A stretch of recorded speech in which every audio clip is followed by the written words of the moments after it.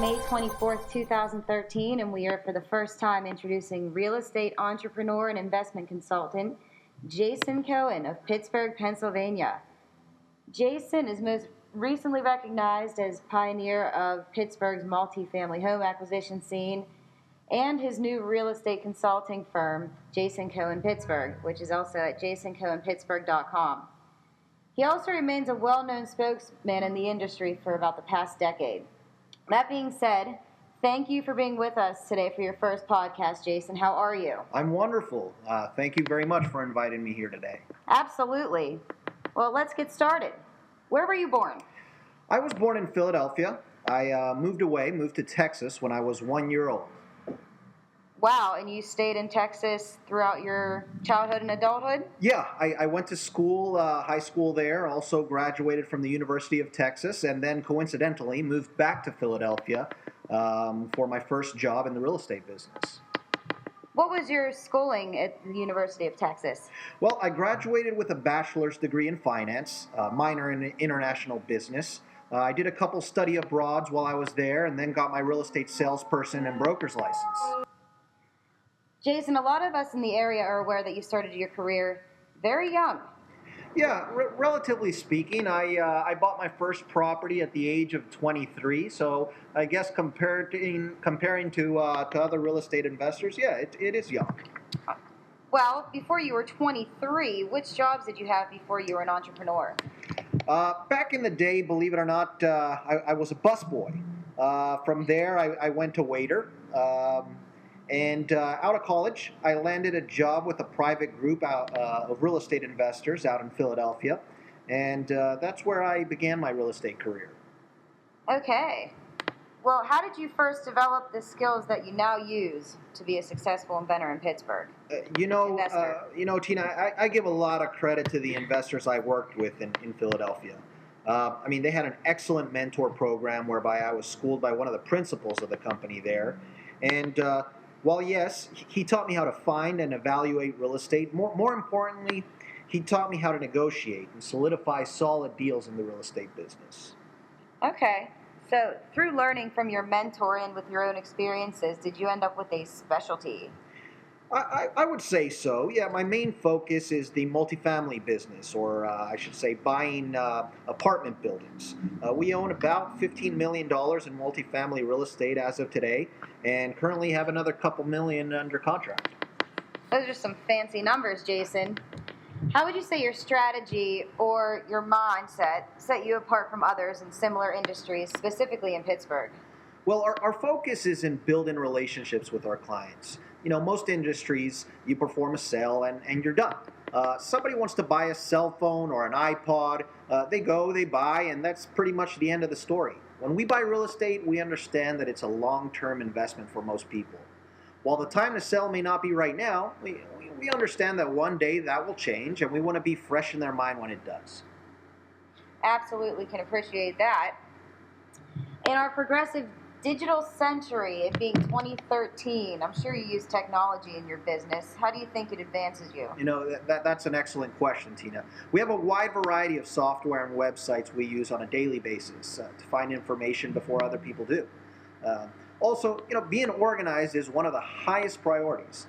While we have over 2,500 contacts that we may be involved with at some level in any particular market, we have to make each one feel as they are, number one. In order to do so, it's crucial to have as much info as we can at our fingertips.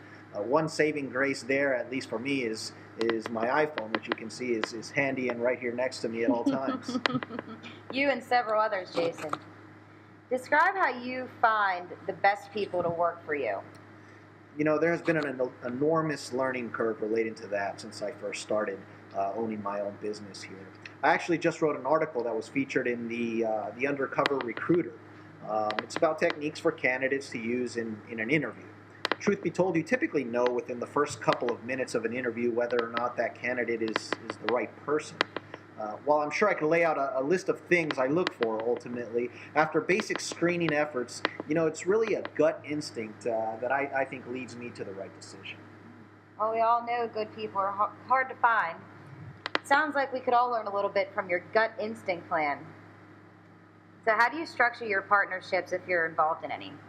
That's certainly a loaded question. I mean, there are a ton of ways to structure partnerships. But if I was going to give any words of advice to someone looking to partner, typically the common 50-50 structure with someone, it would be to ensure that your partner plans to invest as much as you do. Not just in time, but also, and more importantly so, in money. Make sure that the expectations are documented and everyone is clear as to their responsibilities. That I think is the biggest mistake that people make when they're getting into partnerships, in the sense that one person is the money man or the other person is the guy that's doing all the work, and that's when we all know that a majority of partnerships fail. But later on, as you expand, your partnerships can get much more complex than the typical 50-50. Things like limited partnerships or even waterfall structures, which I really like. Those are some of the common setups that we work with. I like structuring partnerships in ways where we get paid very little until we prove ourselves, at which point we benefit tremendously. It gives comfort to those looking to invest, and I'm confident in our abilities to outperform expectations. So those type of structures, they tend to benefit us. Wow. Okay. Well, how do you usually go about finding buyers, especially for prices that we went over earlier? Therein lies the secret. Well, I don't want to give away our techniques. I would revert back to when we discussed about building relationships. I mean, that's really what it boils down to. Find a property owner and build that relationship. Eventually, they will sell. And yeah, while I'm sure you can't negotiate the price that you would like in most deals, you have to take 1,000 no's before you get to that one yes. But in this business, that one yes out of the 1,000 no's is extremely valuable and worth the wait. Wow, Jason. Well, it sounds like it's been working for you so far, and it sounds like your thirst for success has produced some heavily fruitful achievements since your relatively short time as a real estate investment entrepreneur in the Pittsburgh area. That being said, what are your short and long-term future plans? Do you plan on keeping the same rapid pace? Absolutely. In the immediate, as I mentioned, we have several deals under contract that we are looking to finalize.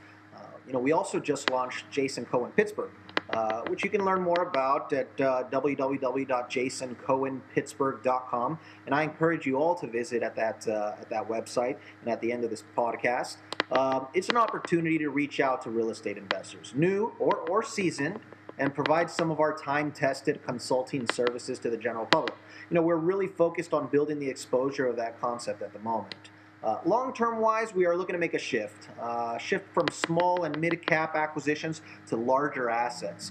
We've planted a lot of seeds out there, and we'll hopefully be announcing some exciting news here in the next year or two.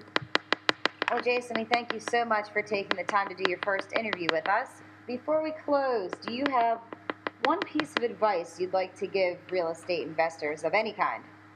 Yeah, if I had to give just one piece of advice, it would be to study first. Before you get into any financial situation, be it stocks, real estate, or really any other investment, make sure to learn about what it is you're getting yourself into. Google can provide you with a wealth of knowledge. It's right at your fingertips. If you're going to buy real estate, get specific. Is it apartments that you're interested in? Is it house flips? Research that specific aspect of the business. While I know you're only asking really for one piece of advice here, the main consideration in knowing about what you're getting into is so that you can control the price at which you buy into that investment. If you don't know what you're doing, then you most certainly don't know the value of what you are looking to invest in. So, to summarize here, study first. Know how to evaluate the investment you are about to make before you take that next step. Jason, that's some very solid advice for any investors. Listeners, please look forward to a soon follow-up on Jason Cohen's plan. Until then, please visit Jason Cohen, Cohen, Pittsburgh.com. Thanks a lot. Thank you, Jason.